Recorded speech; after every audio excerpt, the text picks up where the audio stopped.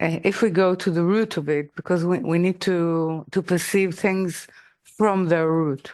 So if we move or we travel to the root of time, it's, as we say, is the root of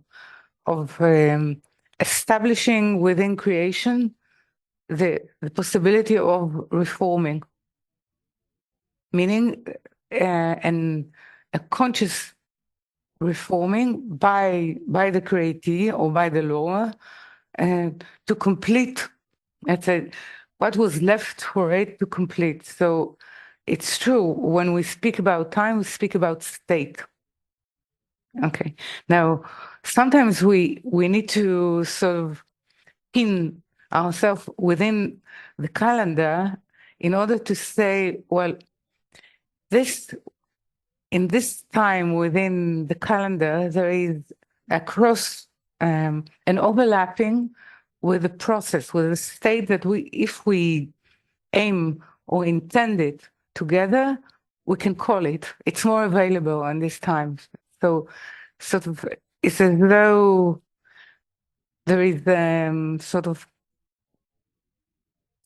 a giant wheel of time, when inside the giant wheel there are sort of openings of possible that we can ask through them.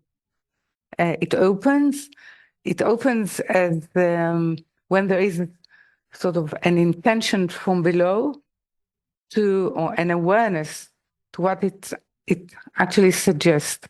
So we try to sort of, in order to call all ourselves into a meeting, you have to declare day and the date in order to cause the date. So it's a day and time within the corporal world in which it can adapt itself to a spiritual state.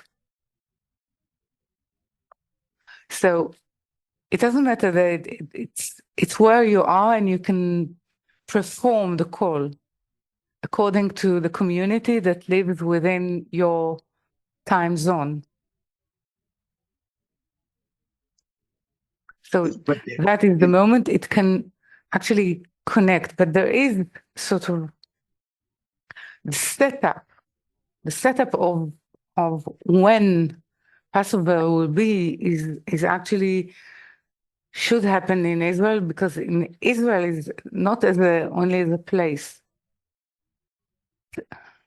The name in terms of the vessel, in terms of the purpose, the word, the land of Israel is completion of the light of wisdom. Okay? So this is why it needs to give the signal of when we start to count the month of Nisan. So when we start to count, we start to realize the function of sanctification of being Israel. Yeah. So it is to do with the state, it is to do with intention. So it doesn't matter in terms of time zone, but it's a state that you can say,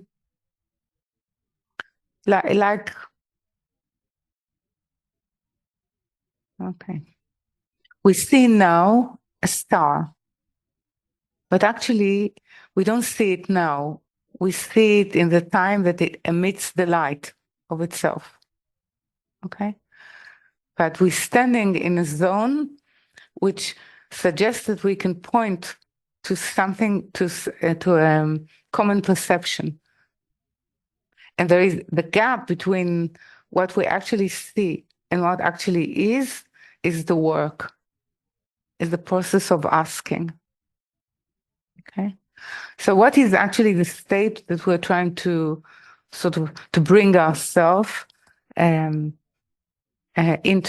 First, there is the difference that of the definition that is being born in Pesach, because a consciousness that is called Israel is being born there, which can actually perform a different importance to the process or to the definition of time. This is actually, first, it's the importance of understanding Pesach as a mouth that can speak. This is why, how it's teaching itself, how it acquires language through this event. Before this event, there is no human consciousness that can actually speak the same language. So it opens, and through what? Through asking. This is why Agada is in sort of within the two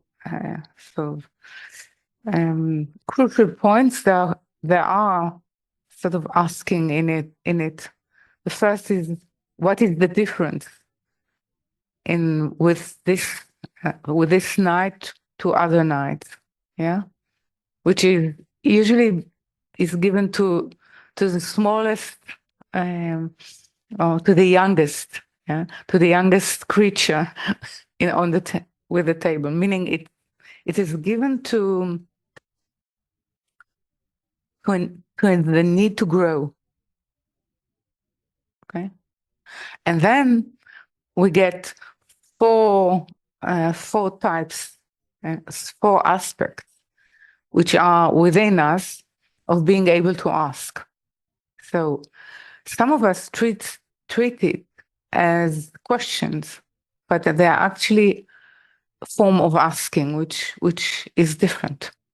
Asking is trying to borrow or trying to acquire, to buy, even to purchase something that I need, something that there is a value or importance that I grew, or I grew to appreciate the need, or something else. Creation created the state in which I'm forced and compelled to understand the importance of asking. And this is actually the state of Egypt. Yeah.